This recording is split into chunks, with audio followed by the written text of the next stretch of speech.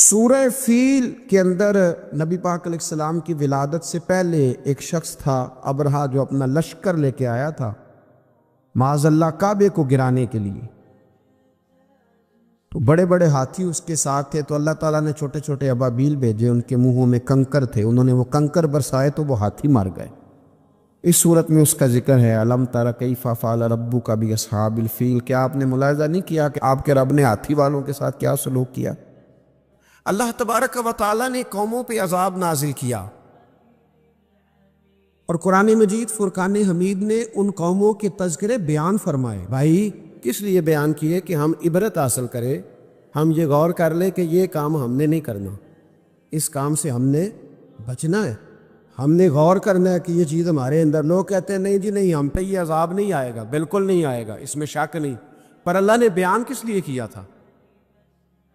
بیان کیا قرآن مجید معاذ اللہ کسی ایسی چیز کا بیان کرتا ہے جس کی ضرورت نہ ہو؟ قرآن پاک نے ایک ایک حرف ایسا بیان کیا جس کی مسلمان کو ضرورت تھی۔ قوم نوح کا ذکر فرمایا قرآن پاک نے۔ حضرت نوح علیہ السلام کی قوم کو حضرت نوح علیہ السلام نے 1500 سال سمجھایا ہے۔ 15، کچھ لوگوں نے 950 سال لکھا ہے نا، اعلیٰ حضرت نے لکھا 1500 سال عمر ہوئی حضرت نوح علیہ السلام۔ اللہ تعالیٰ بندے کو جلدی سزا نہیں دیتا، بلکہ قرآن مجید میں ایک جگہ رب کریم اس طرح بھی فرماتا ہے کہ جب بندے مجھے بھول جاتے ہیں تو میں ان کے لیے نعمتوں کے دروازے کھول دیتا ہوں۔ تو بندہ سمجھتا ہے کہ میں کچھ تو ہے نا کہ میرے اندر، کہ میں جدھر جاتا ہوں خیر ہی خیر ہو جاتی ہے، وہ سمجھتا ہے کہ میری عقل ہے، حالانکہ اللہ اسے ڈھیل دیتا ہے۔ اللہ اسے ڈھیل دیتا ہے۔ گناہوں کی سزا کے 3 طریقے ہیں۔ ایک ہے متنبع کرنا، تنبیہ کرتا ہے اللہ، بندہ متنبع ہو جاتا ہے، یہ اللہ کا بہت بڑا احسان ہوتا ہے۔ ایک ہوتا ہے مہلت دینا، اور ایک تیسرا ہوتا ہے اللہ خفیہ تدبیر کرتا ہے۔ تھوڑا سا سمجھیے گا، انسان پر کوئی آزمائش آئی، فوراً اس کی چھٹی اس نے کہا کہ وہ فلاں جگہ غلطی کی تھی تب ایسا ہوا ہے۔ ہوتا ہے نا کئی دفعہ آواز آتی ہے نا اندر سے، چلیں بول دیں کچھ نہیں ہوتا آپ کو۔ اللہ جانتا ہے یہاں کوئی کچھ نہیں کہے گا آپ کو، اور ہماری تو ویڈیو بھی نہیں گھومتی، یعنی خبر بھی نہیں ہو کہ کس نے ہاں کر دی کس نے نہ کر دی۔ آپ بغیر ٹینشن کے بات چیت کریں، آج کچھ نہیں ہوتا انشاءاللہ تعالی۔ آتی ہے اندر سے آواز، میں آپ سے اس لیے ان چیزوں کی تصدیق کراتا ہوں کہ باقیوں کو بھی آتی ہے کہ نہیں، اس لیے تصدیق۔ کبھی کوئی کسی جگہ انسان پریشان ہوتا ہے تو محسوس کرتا ہے کہ وہاں مجھ سے ہوتا ہے نا جی، جس کو یہ نصیب ہو جائے بڑا خوش نصیب آدمی ہے۔ حضرت مولا علی فرماتے ہیں اگر تجھے دنیا میں سزا مل گئی تو بچ گیا ہے، سمجھ پھر اللہ کرم کرے گا، آخرت میں سزا نہیں دے گا۔ اور یہ یاد رکھ لے، وما اصابکم من مصیبت فبما کسبت ایدیکم ویعفو عن کثیر۔ اللہ فرماتا ہے دنیا میں تجھے جو بھی تکلیف پہنچتی ہے وہ تیرے ہاتھوں کے کرتوتوں کی وجہ سے پہنچتی، ویعفو عن کثیر، فرمایا کثیر گناہ تو میں ویسے ہی معاف کر دیتا ہوں۔ یہ جو تیری زندگی میں دکھ ہے نا، یہ بھی میری قلیل سزائیں ہیں۔ یہ کثیر پر سزا، یہ قلیل ہے، قلیل یہ جو تمہاری زندگی میں تکلیف ہے۔ انسان کو سزا ملتی۔ حضرت فضیل بن عیاض رحمۃ اللہ تعالیٰ علیہ گھوڑے پہ بیٹھے تھے، گھوڑا شرارت کرنے لگ گیا، اچھلنے لگ گیا، کودنے لگ گیا، تو حضرت فضیل بن عیاض نیچے اترے، ایک کونے میں جا کے نماز کی نیت باندھ لی، 2 رکعت نماز پڑھی، پھر دیر تک استغفار پڑھتے رہے، روتے رہے، دعا کرتے رہے، واپس آئے۔ خادم عرض کرنے لگے حضور سمجھ نہیں آئی، گھوڑے نے تھوڑی سی شرارت کی، وہ بدکا ہے، آپ نے اس کو چھوڑا ہے اور چھوڑ کر کے آپ نماز میں لگ گئے۔ تو حضرت فضیل بن عیاض فرمانے لگے جب بندہ اللہ کی نافرمانی کرتا ہے نا، تو جو چیزیں اس کی فرما بردار ہوتی ہیں وہ اس کی نافرمانی کرنے لگ جاتی۔ تو مجھے محسوس ہوا تھا کہ میں نے کہیں اللہ کی نافرمانی کی ہے، اس لیے ایسا ہوا ہے کہ میرے گھوڑے نے میری، تو میں توبہ کرنے لگا ہوں، اور اب دیکھتا ہوں بیٹھ کے بھلا کیا ہوتا ہے۔ میں نے سچی توبہ، حالانکہ مجھے یاد نہیں کہ میں کہاں بولا، پر کھری اور سچی توبہ کی۔ دوبارہ گھوڑے پہ بیٹھے تو گھوڑا بالکل صحیح ہو کے ساتھ چلنے لگ گیا۔ میرے بھائی، جب یہ تنبیہ ہے اللہ کی طرف سے، یہ متنبع کیا جاتا ہے کہ تو بعد آ جا۔ بہت ساری جگہوں پہ انسان کو وقتی طور پر اگر سزا مل جائے، نبی پاک علیہ السلام کی خدمت میں ایک صحابی آئے، بات مضبوط کر دو، واقعہ سنایا ہے نا، تو کچھ لوگ سمجھتے ہیں کہ یہ واقعہ ہے، تو میں ایک حدیث پاک امام بہقی کی لکھی ہوئی عرض کرتا ہوں۔ نبی پاک علیہ السلام کے ایک صحابی آئے اور ان کا سر پھٹا ہوا تھا، خون بہ رہا تھا۔ سرکار نے فرمایا کیا ہوا؟ عرض کی حضور ایک عورت جا رہی تھی، میری نظر پڑی، ابھی نظر پڑی ہے کہ میرے آگے ستون آ گیا تو میرے سر پہ لگ گیا۔ نبی پاک صلی اللہ علیہ وسلم نے فرمایا تیرے لیے خوشخبری ہے، اگر دنیا میں تیری غلطی کی تجھے سزا ملی ہے تو پھر رب تجھے قیامت میں سزا نہیں دے گا۔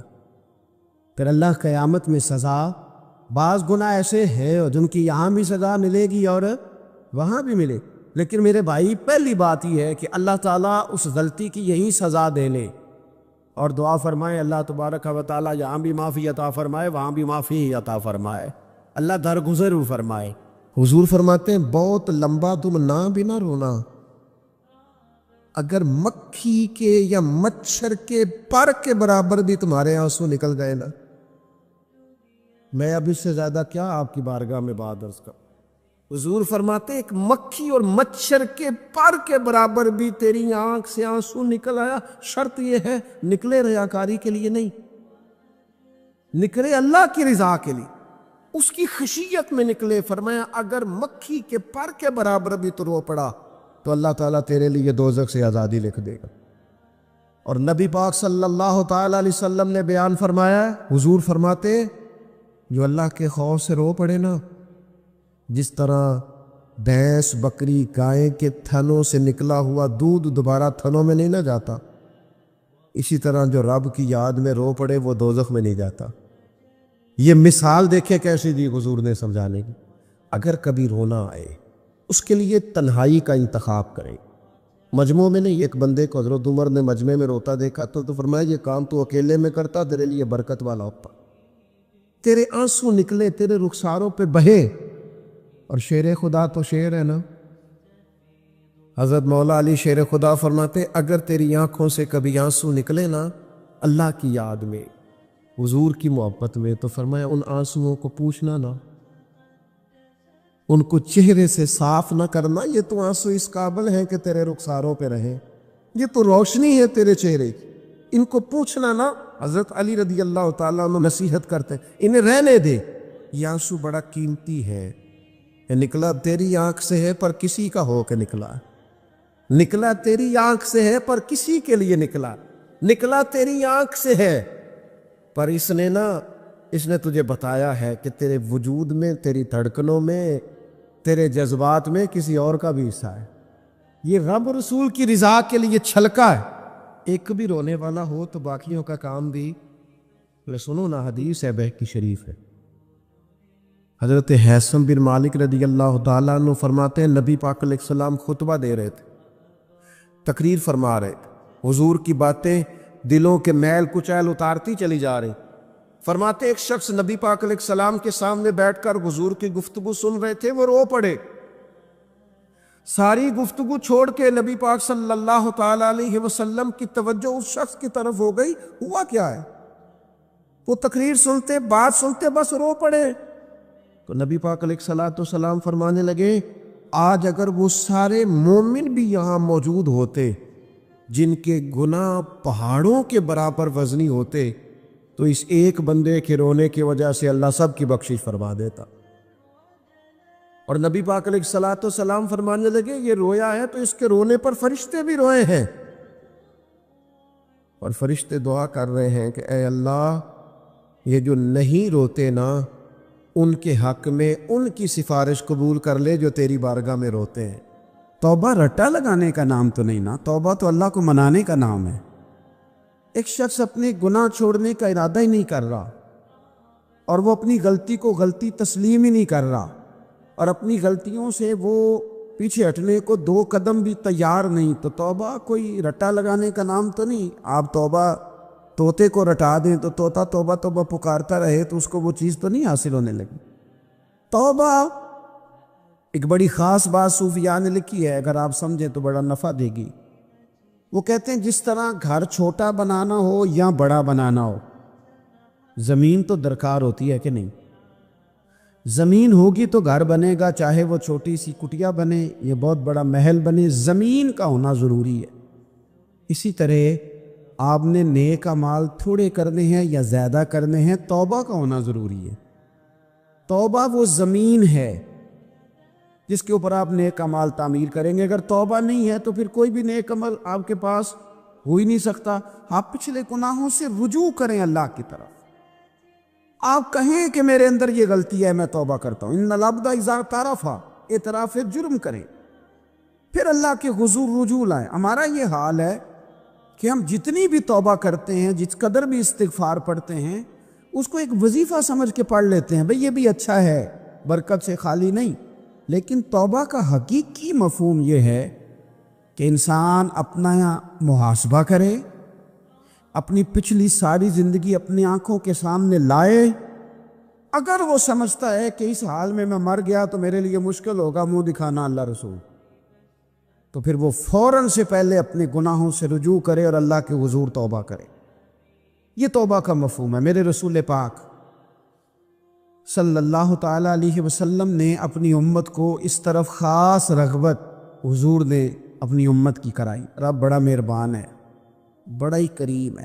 وہ تو کسی بندے کی اونٹنی اگر کبھی گم ہو جائے صحرا میں، اور اس طرح گم ہو کہ پیسے بھی اونٹنی پہ ہو، کھانا بھی اونٹنی پہ ہو، کپڑے بھی اونٹنی پہ ہوں، علاقہ بھی صحرا کا ہو، اور اس نے کسی ٹہنی کے ساتھ باندھی ہو، پھر وہ سو جائے، سو کے اٹھے تو اونٹنی غائب ہو۔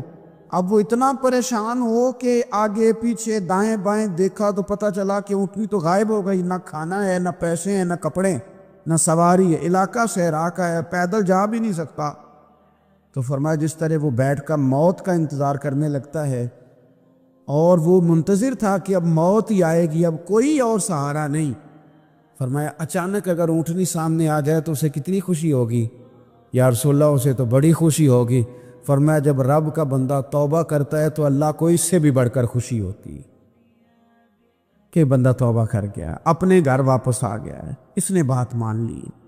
ہمارا اصل مسئلہ احساس کا ہے، توبہ کا نہیں۔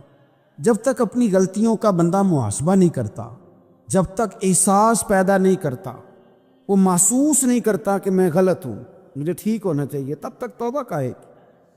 آپ دیکھیں نا صحابہ کرام کا مزاج کیا، چھوٹی چھوٹی چیزیں ہیں لیکن وہ دوڑ کے آتے ہیں، کہتے ہیں یا رسول اللہ غلطی ہو گئی، اور اپنے آپ کو پیش کرتے ہیں۔ ایک خاتون نے آ کے پیش نہیں کیا کہ یا رسول اللہ میرے پیٹ میں ناجائز بچہ ہے، مجھے پاک کر دیں، کوئی پکڑ کے نہیں لایا، کسی نے آ کے اسے گرفتار نہیں کیا، مقدمہ نہیں کرایا، پرچہ نہیں درج کرایا، 14 دن کے ریمانڈ کے بعد نہیں مانی، خود آئی اور آ کے کہا حضور میرے سے غلطی ہو گئی ہے، مجھے معاف کر دیں۔ تو رسول پاک صلی اللہ تعالیٰ علیہ وسلم نے بچے کی ولادت کے بعد اسے دوبارہ بلایا، کہا بعد میں آنا، وہ آئی، اسے سنسار کیا گیا۔ تو جب کسی شخص نے کہا نا کہ یہ تو بڑی نفس کے ہاتھوں گرفتار عورت تھی اور کتنا بڑا جرم کیا، تو پھر حضور نے پتہ کیا فرمایا؟ فرمایا چپ کر جاؤ، تم نے گناہ دیکھا ہے، تم نے اس کا احساس نہیں دیکھا۔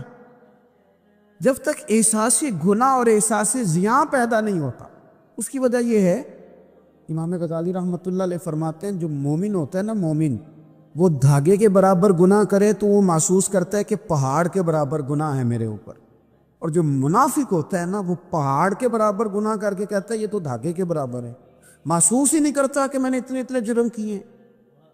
وہ تسلیم کرنے کو تیار نہیں ہوتا، جب تک تسلیم نہیں کرتا تب تک توبہ کا کوئی معنی سمجھ میں نہیں آتا۔ اور توبہ کریں تو پھر توبہ نہ، اور بھائی جس نے ماننا ہوتا ہے وہ تو اشارے سے بھی مان جاتا ہے، اور جنہوں نے نہیں ماننا نا، میں کئی دفعہ کہتا ہوں یہ میرا جو دور ہے یہ سیانے لوگوں کا دور ہے، سمجھدار زیادہ ہیں، اور سمجھدار بھی اس طرح کے سمجھدار نہیں جس طرح کا معاملہ فہم سمجھدار ہوتا ہے۔ سمجھدار چالاک قسم کے، اپنے حق میں سمجھدار اور اپنے ذہن کے مطابق فیصلہ کرنے والے لوگ۔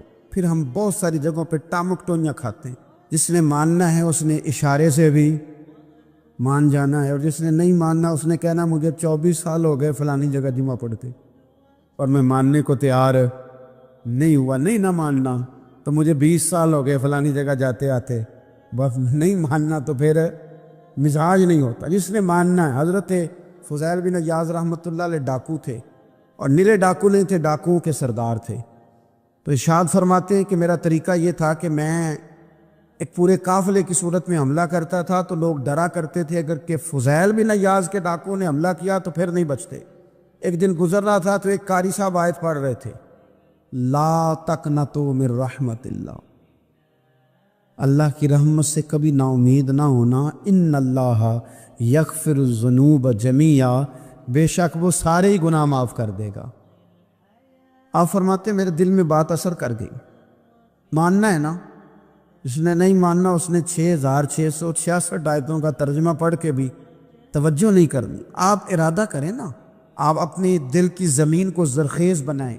فرماتے ہیں میں فوراً وہ آیت سنی تو میں رویا، اور میں وہ حافظ صاحب کے پاس چلا گیا، ان سے اجازت لی، ان کے کمرے میں داخل ہوا۔ میں نے کہا آپ نے بھی آیت پڑھی ہے کہ اللہ سارے گناہ معاف کر دے گا؟ تو جس بندے نے کئی سال ڈاکے ڈالے ہوں، بیٹیاں روتی رہتی ہوں پر وہ مال لے کے آ گیا ہو، مائیں واسطے دیتی رہتی ہوں پر وہ لوٹ کے نکل آیا ہو، اب جی اگر وہ بندہ بھی سچے دل سے توبہ کرے تو اللہ معاف کر دیتا ہے۔ تو آفا جی کہنے لگے میں کون ہوتا ہوں تمہیں کوئی تفسیر بتانے والا، میں نے تو قرآن کی آیت پڑھی ہے، میرا رب کہتا ہے لا تقنطوا من رحمت اللہ، تم نے مایوس نہیں ہونا، تم آ جانا، معافی مانگ لینا، ان اللہ یغفر الذنوب جمیعا، اللہ سارے گناہ معاف فرما دے گا، اللہ سارے گناہ۔ تو یہ تو اللہ فرما رہا ہے۔ فضیل بن عیاض کہتے ہیں میں نے کہا ختم ہو گئی بات، توبہ بھائی۔ واپس آیا تو وہ میرے ساتھ جو تھے نا ان سے میں نے کہا سردار نیا تلاش کر لو بھائی۔ اب ارادے بدل گئے، پروگرام کچھ اور ہو گیا، اب تو لوگ ہمیں تانے دیں گے، اب تو لوگ باتیں کریں گے کہ اوتھے کی لین جانا ہے۔ فضیل بن عیاض کہنے لگے بس بھائی توبہ کرنی، اب تم کوئی اور سردار تلاش کر لو، اور اوپر سے نہیں کہا، توبہ کی تقریریں نہیں کی، دوسروں کو میسج نہیں بھیجے، اور لیکچر نہیں جھاڑے، رو کے کہا، درد سے کہا، دل سے کہا۔ تو وہ جو باقی کے تھے نا ان پر سردار کی بات کا اثر ہوا، کہنے لگے سردار ہم نے سردار نیا نہیں ڈھونڈنا، اگر چوریاں مل کے کی ہیں تو اب تو اس طرح تو نہ کر، توبہ بھی مل کے ہی کریں گے، اب اللہ بھی مل کے ہی کریں گے، اب بس تو اگر ادھر جائے گا تو ہم بھی تو جائیں گے نا۔ اللہ اکبر۔ فضیل بن عیاض کہتے ہیں ظاہر ہے مال لوٹا کرتے تھے، میں نے مسئلہ پوچھا علماء سے تو انہوں نے بتایا کہ یہ تو حقوق العباد کا مسئلہ ہے، جو لوٹا ہے وہ تو واپس کرنا ہی پڑے گا۔ اب میں نے وہ پیسے جمع کیے، اب سارے تو میرے پاس تھے نہیں، جتنے میں دے سکتا تھا دیے، جو کھا چکا تھا وہ رہ گئے، ایک یہودی کے پیسے رہ گئے، اس کے گھر چلا گیا، میں نے جا کے اسے کہا میاں میں نے کر لیا توبہ، اور میں وہ فضیل بن عیاض ڈاکو ہوں جس کے تیرے گھر سے اتنا مال لوٹا تھا، میرے پاس پیسے کوئی نہیں، وہ پیسے لگ گئے، اب تو اس طرح کر مجھے معاف کر دے۔ وہ کہنے لگا نا جناب، یہ بھی کبھی کبھی ہوتا ہے، لوگ نا شرافت کو بزدلی سمجھ لیتے ہیں۔ فضیل بن عیاض سے کہنے لگا میں تو پیسے لوں گا، ایسے تو نہیں معاف کرتا۔ آپ فرمانے لگے پیسے تو کوئی نہیں، یہ سچی توبہ ہے۔ وہ کہنے لگا پھر اس طرح کرو میری اونٹوں کو چارہ ڈالو، پیسے پورے ہوئے تو چلے گا نا۔ کل ڈاکو تھے، ابھی وہ تلوار چلانی آتی ہے، نیزہ چلانا آتا ہے، ڈٹنا آتا ہے، اعصاب مضبوط ہیں، مسئلہ کوئی نہیں، لیکن توبہ سچی کی ہے نا، یہ سچی توبہ والے لوگوں کا طریقہ ہے۔ اس سے کہہ سکتے تھے کہ جا آج تھلب دینی لے لے، تجھے کہا معاف کر دے، تو تیار ہی نہیں ماننے کو۔ حضرت فضیل بن عیاض کہنے لگے اگر اونٹوں کو چارہ ڈالنے سے تو معافی دیتا ہے نا تو میں تیرے اونٹوں کو چارہ ڈالنے کو بھی تیار، کیوں کہ راضی اللہ کو کرنا ہے، اپنے ضمیر سے بوجھ اتارنا ہے، بندوں کے سامنے سرخرو نہیں ہونا، اللہ کے حضور ہونا ہے۔ توبہ کا مطلب ہے رب کوئی بارگاہ میں سرخرو ہونا، بندوں کے سامنے نہیں۔ حضرت فضیل بن عیاض سے کہنے لگے ڈالیں گے تیرے اونٹوں کو چارہ، کیوں نہیں ڈالنا؟ 2-4 دن چارہ ڈالا تو وہ یہودی ایک دن کہنے لگا کہ یہ نا ٹھیکریوں سے بڑی ہوئی تھیلی ہے، یہ تو ذرا اٹھا کے لا۔ حضرت فضیل بن عیاض نے اٹھا کے اسے دی، جب اس نے کھولی تو اشرفیوں کی بھری ہوئی تھی۔ تو آپ فرمانے لگے تو کہہ رہا تھا ٹھیکریاں اٹھا کے لا، کہنے لگا میں تورات بڑی پڑھتا ہوں، عالم ہوں، میں نے تورات میں پڑھا تھا کہ مسلمان جب سچی توبہ کر لیں گے نا تو رب ٹھیکریوں کو بھی سونا بنا دیا کرے گا، پھر یہ مٹی کے ڈھیلے اشرفیاں بنا کریں گے۔ تو میں نا تیری توبہ چیک کر رہا تھا، یہ اس میں نے روڑے بڑے ہوئے تھے، لیکن تو اٹھا کے لایا تو تیری توبہ بھی سچی ہے اور تمہارا دین بھی سچا ہے. اب اس طرح کہا رہا معافی اس شرط پہ دوں گا کہ مجھے کلمہ پڑھا تاکہ میں بھی مسلمان ہو جاؤں. توبہ کے معاملے میں احساس، اور میں نے کہا کہ جس نے اشارہ لینا ہے اشارہ، ایک زازان نام کا نا گویا تھا، آواز بڑی سریلی تھی. شراب خانے میں جب محفلیں سجتی تھی تو معاذ اللہ وہ گانے گایا کرتا تھا، سریلی آواز تھی. حضرت عبداللہ ابن مسعود حضور کے صحابی، حضور نے فرمایا عبداللہ ابن مسعود اسی طرح قرآن پڑھتے ہیں جس طرح میرے اوپر نازل ہوا تھا. عبداللہ ابن مسعود نا چھوٹا قد اور پتلی پتلی ٹانگیں تھی حضرت عبداللہ ابن مسعود. ایک دن درخت پہ چڑھے ہوئے تھے تو کچھ لوگوں نے نا، بچے کرتے ہیں نا مذاق، معاذ اللہ کچھ نے کہا کتنی پتلی ٹانگیں. اللہ کے محبوب علیہ السلام نے فرمایا قیامت کے دن عبداللہ ابن مسعود کی ٹانگوں کا وزن احد پہاڑ سے بھی زیادہ ہوگا. زبردست صحابی ہے. اور حضور نے فرمایا میں نے جس کو گورنر بنایا، کسی جگہ امیر بنایا، مشورہ کر کے بنایا، اگر میں کسی کو بغیر مشورے کے امیر بناتا تو عبداللہ ابن مسعود کو بناتا. حضرت عبداللہ ابن مسعود گزر رہے تھے تو وہ جو زازان نام کا گویا تھا وہ گانے گا رہا تھا.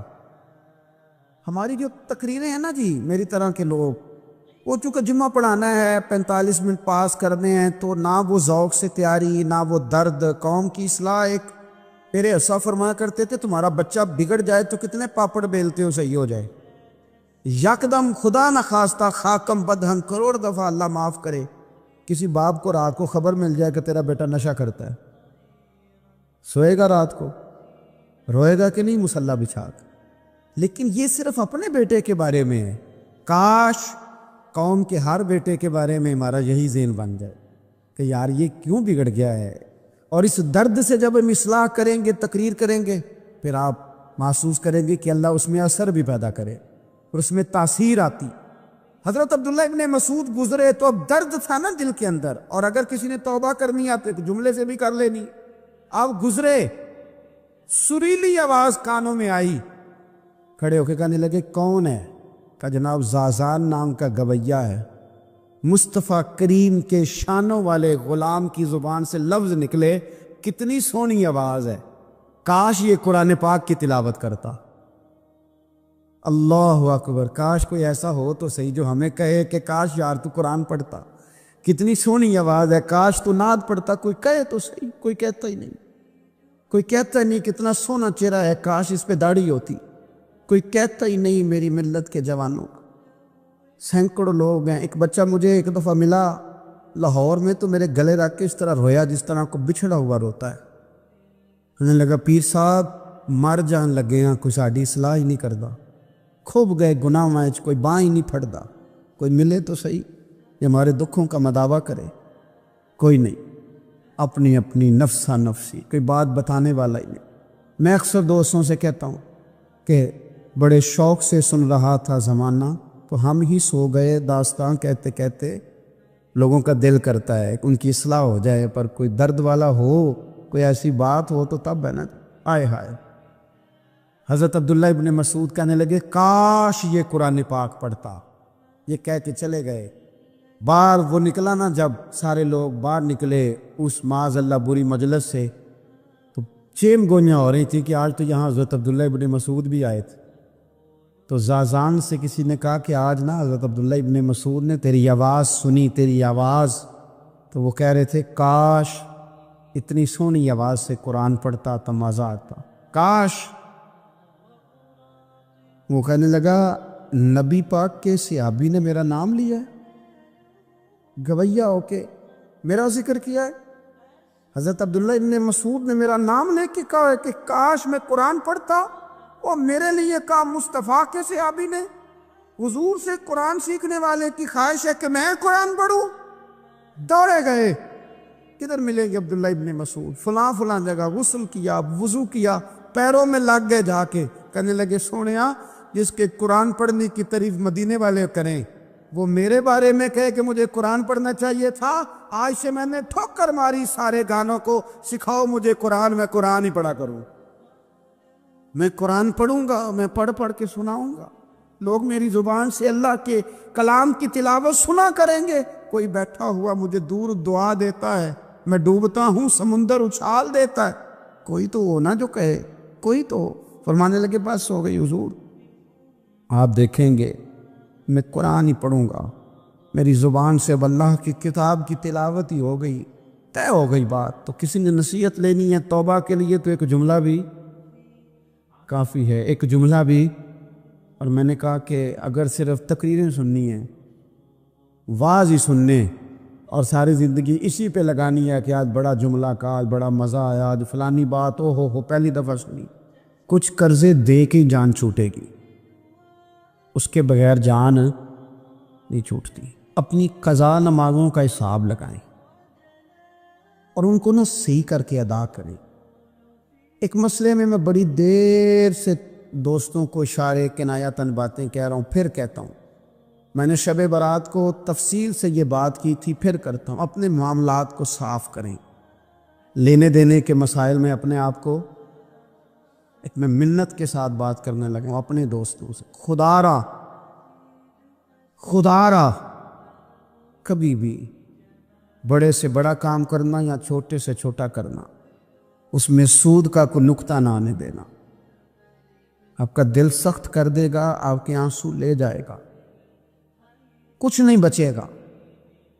اس طرح پیشاب کا ایک قطرہ کئی من دودھ کو تباہ کر دیتا ہے۔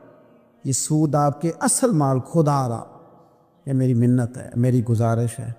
میں ان دوستوں کو جانتا ہوں، مجھے لگتا تھا کہ یہ ولایت کا رستہ طے کریں گی، لیکن چلے کچھ جگہ مجبوریاں ہوتی ہیں، کچھ معاملات ہوتے ہیں، لیکن کوئی ایک آدھ نقطہ ایسا آتا ہے بیچ میں، وہ لے جاتا ہے ساری چیزیں۔ نبی پاک علیہ الصلوۃ والسلام نے فرمایا بندہ بڑا سفر کر کے آتا ہے، بکھرے بال، بری حالت، رو کے دعائیں مانگتا ہے، یا اللہ یا اللہ یا اللہ کہتا ہے، اور اللہ اس کی دعا قبول نہیں کرتا۔ سونیا آپ کہہ رہے ہیں رحمت للعالمین ہو کے کہ رب قبول نہیں کرتا۔ حضور نے فرمایا اس نے پہنا بھی حرام پیسوں کا، کھایا بھی حرام پیسوں کا، پیا بھی حرام پیسوں کا، اتنی مرضی مانگے پھر مالک اس کی دعاؤں کو مستجاب۔ ہمارا ایک تو ہے اپنا عمل، ایک ہے توبہ، ایک بات کی اعمال۔ ہم نے ایک آخری بات یہ آپ سے کرنی ہے کہ ہمارے ذمے جس طرح ہمارے بچوں کی ڈیوٹی ہے نا، بیوی کا نان نفقہ خامد کے ذمے ہوتا ہے، ماں باپ بوڑھے ہوں تو ان کی ڈیوٹی اولاد کے ذمے، اسی طرح قیامت تک نبی کوئی نہیں آئے گا، دین کی جو ڈیوٹی ہے وہ نبی پاک کی امت نے ادا کر دی۔ اور اللہ کیا فرماتے ہیں قرآن مجید کی سورہ محمد صلی اللہ تعالی علیہ وسلم، اللہ فرماتے ہیں یا ایھا الذین آمنوا ان تنصروا اللہ ینصرکم، اے ایمان والو اگر تم اللہ کے دین کی مدد کرو گے تو اللہ تمہاری مدد کرے گا، وَيُثَبِّتْ أَقْدَامَكُمْ، اور اللہ تمہارے قدموں کو جما دے گا، یعنی تمہیں مضبوط کر دے گا، تم مضبوط سے مضبوط ہوتے جاؤ گے۔ شرط کیا ہے؟ ان تنصروا اللہ، اگر تم اللہ کے دین کی مدد کرو۔ اپنے مزاجوں میں نا اللہ کی دین کی مدد کا ذوق پیدا کریں۔ وَالَّذِي أَرْسَلَ رَسُولَهُ بِالْهُدَىٰ وَدِينِ الْحَقِّ لِيُظْهِرَهُ عَلَى الدِّينِ كُلِّهِ، میں پوری دنیا کے مسلمان حکمرانوں کو یہ بتانا چاہتا ہوں کہ یہ جو میرے نبی پاک کا دین ہے نا، یہ دبنے نہیں آیا، یہ غالب ہونے کے لیے آیا۔